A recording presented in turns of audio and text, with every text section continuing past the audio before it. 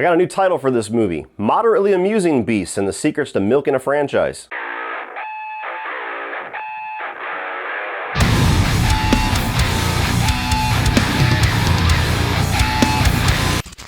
So Fantastic Beasts and the Secrets of Dumbledore tells a story of our heroes teaming up against Grindelwald as he campaigns to be the leader of the wizarding world. What is up, everybody? Welcome to my review of Fantastic Beasts, the Secrets of Dumbledore. Now, this is actually the very first time that I have ever discussed the wizarding world on this channel. A little bit of context before we get into my thoughts on this film.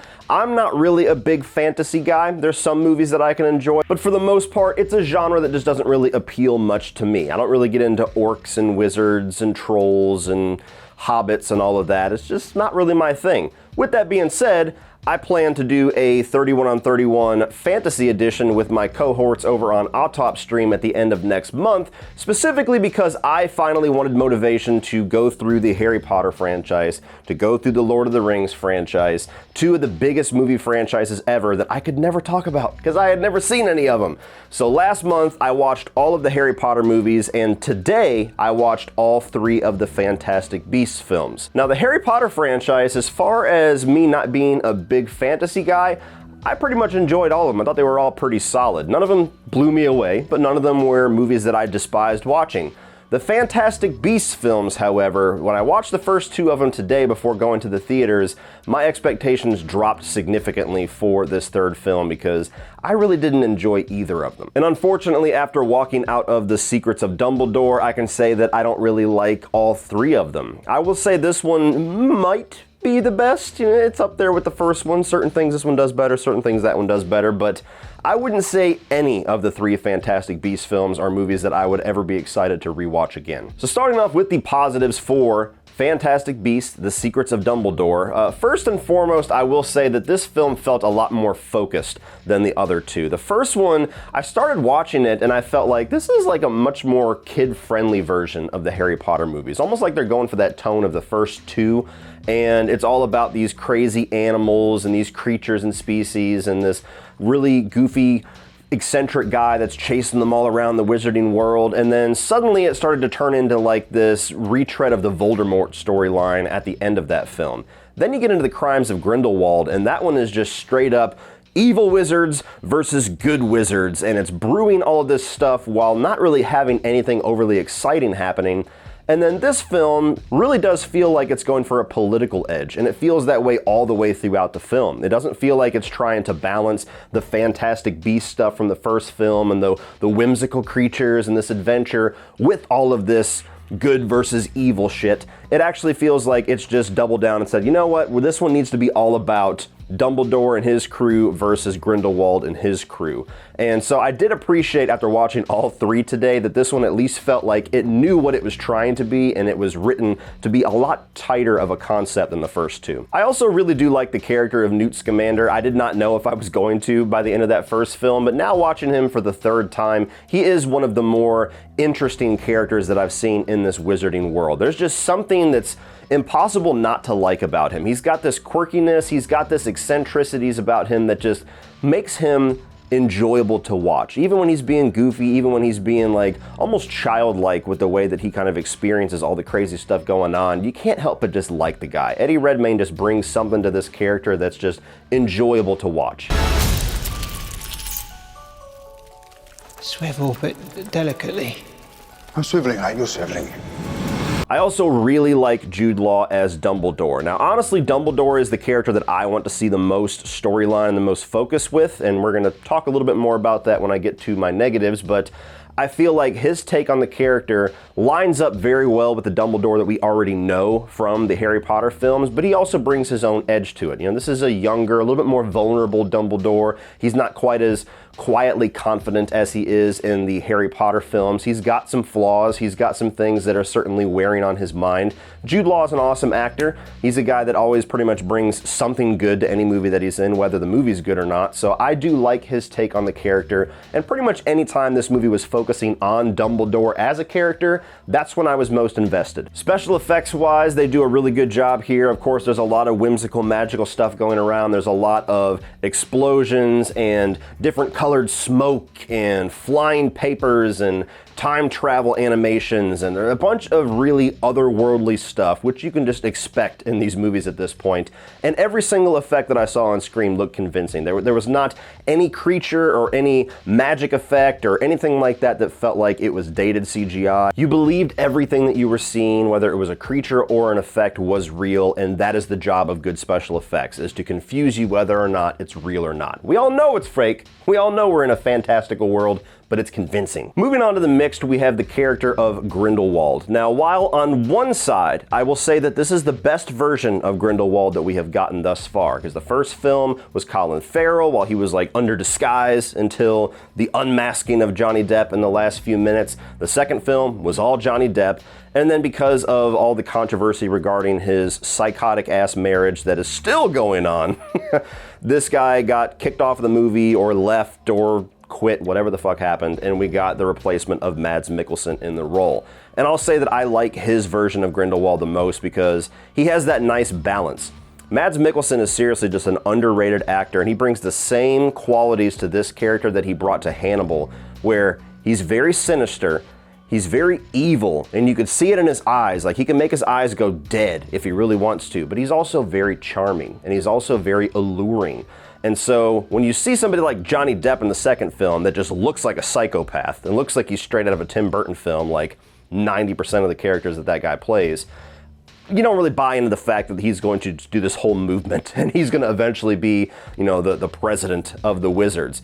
I can believe it with Mads Mikkelsen. He's got that allure to him to where I could understand people falling under his spell, and especially since they hint at a storyline regarding this fall in love between him and Dumbledore, I can also buy into that much more. If you had that same scene that opened up this film with Johnny Depp sitting across from Jude Law, I'm sorry, I ain't buying it for a second. But unfortunately, the character of Grindelwald, whether or not this is the best version of him we have gotten yet or not, I think they have done an absolute piss poor job at making this character interesting across 3 films.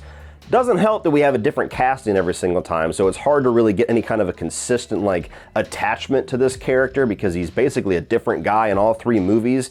Personalities are somewhat similar, but still 3 very different interpretations of the character, so almost to a point where it feels like there's 3 different villains. But when you boil down the character of Grindelwald, there's not enough about this guy that differentiates him from Voldemort to really make me care, to make him stand out at all. It's an evil wizard that wants to get a group of evil wizards together to go do evil shit, and all the good wizards under Dumbledore ain't having that. We've seen that before, and there's just nothing about this character that makes that struggle, that makes that good versus evil theme that we've already spent 8 movies in Harry Potter going over. It doesn't do anything to make it different or more interesting or any way unique in these 3 films. Now moving on to the negatives. Despite the fact that I appreciate that this movie was much more focused and it had one idea to do this kind of political thriller style Wizarding World movie and it stuck with that all the way through the runtime, I don't think the story, when you boil down to its prime details, is very interesting at all. Essentially, this movie is about the good guys trying to prevent the bad guy from getting elected president. And the main catalyst for this story is that this species is born in the opening minutes that's like a Bambi with a beard. And it has this ability, kind of like the groundhog on Groundhog's Day, where it can look at somebody and tell whether that person is of moral stature or they're a fucking asshole. And so Grindelwald wants to take a corrupted version of this species to have it bow down in front of him on election day so that he can go, see, he knows I'm a good guy. You should all follow me to murder all these humans. And all of the good people want to get the actual uncorrupted species in front of Grindelwald so that it can say, hey, that guy's a fucking asshole. That is the story of this film. 2 hours and 20 minutes of that. And it really doesn't do the story a whole lot of favors when I think that the majority of the characters in the Fantastic Beasts films are just not very interesting at all. I mean, you've got Newt who has charm, you've got Dumbledore that we have a history with, so we're automatically interested in him, and Grindelwald, whether or not he's a bland character or a redundant character or not, there's always something alluring about a villain, but basically everybody else that's involved in this plot, especially in this film, they're just not interesting. Like, I still don't understand why 3 films later we have so much screen time and storyline spent on this baker and this woman that he loves that they have almost no interaction whatsoever in this movie. Like, that's even one side story that they could have had something compelling with, is have this constant turmoil where this girl, Queenie, is having to pull back to her love or her allegiance to Grindelwald or what her ultimate motivation is. It's just nothing. It's just kind of there. Part of the magic of the Harry Potter films is that there was so many interesting characters. You got your core 3 characters that are like the center of every film. You got characters like Draco. Of course, you got Dumbledore. You've got Hagrid. You even got the other students that are brought in from time to time. There was always somebody interesting on screen for the most part. And in Fantastic Beasts, these 3 movies, I feel like unless I'm looking at Newt or unless we're really trying to dive into anything with Dumbledore, I really don't care. I also think that Ezra Miller's character is a complete waste in this trilogy. They started off with something halfway interesting in the first film with this inner turmoil of this character. I feel like he was almost no presence whatsoever in the second film that mattered. And then in the third film, his entire arc is predictable from Jump Street, and he just doesn't have any presence. It doesn't help that his off-screen drama going on right now just doesn't make you want to like this guy, because he just looks evil as shit every single time they focus on him. He's got the long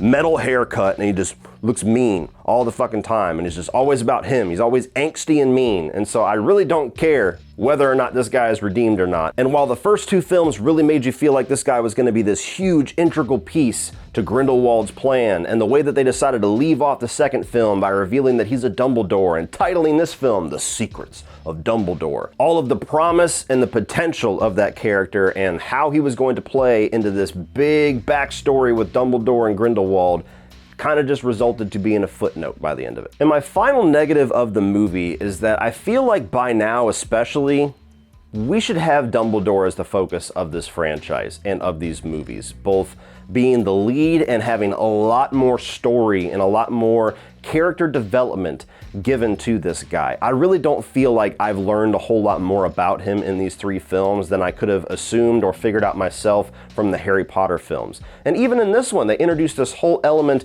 of him being gay and having this love for Grindelwald, and that was this whole turmoil and why they had this blood oath, why they can't fight each other, and there's so much there that could really be this compelling character development for Dumbledore, and it's just, it's nothing. It's barely even explored, to the point where I think China or somebody wanted to edit that out because you're not allowed to be homosexual in their country or something, and they just cut out one scene, and then all of that is gone from the movie.